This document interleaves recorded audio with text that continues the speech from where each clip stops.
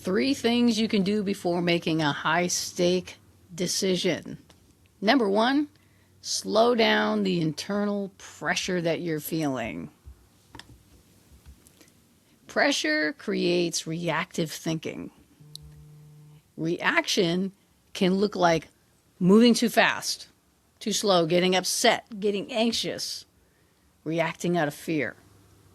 Or it can actually look like avoiding dealing with something. I'll get to it later. Or doing other things that you don't need to be doing just so you don't have to deal with it. Instead, you can learn to respond. Response looks more like taking the time that you need to evaluate your decision. That's number 2, by the way. Evaluate how your decision will affect other things.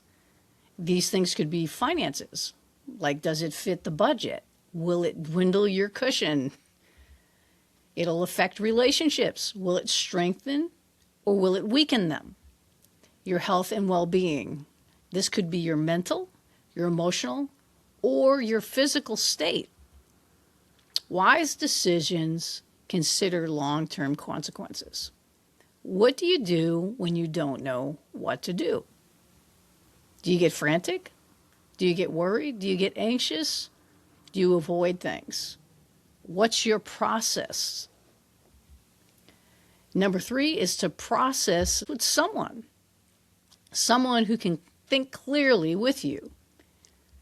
And this someone isn't somebody who's emotionally attached to the problem that you're trying to deal with or the decision you're trying to make. They can be more objective.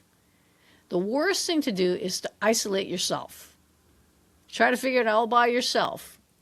Now, some people go to ChatGPT or Google it. Well, that can be somewhat helpful to a certain extent, but someone who knows you, understands what your values, your priorities, your goals, and what you're trying to accomplish is even better.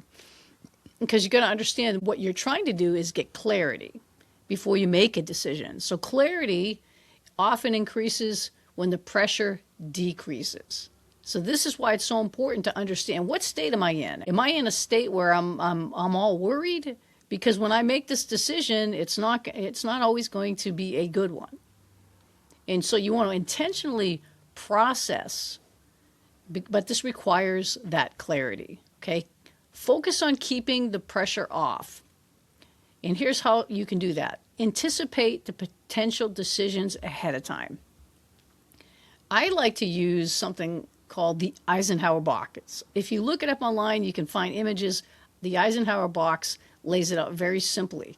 Look at your calendar ahead of time during the week. Know what's coming up so that you have a good process for this. If it's urgent and not important, then you'll plan it. If it's urgent and important, maybe you'll delegate it. There's different ways of looking at it. But the most important thing is your state of being. Am I upset? Am I worried? Am I angry?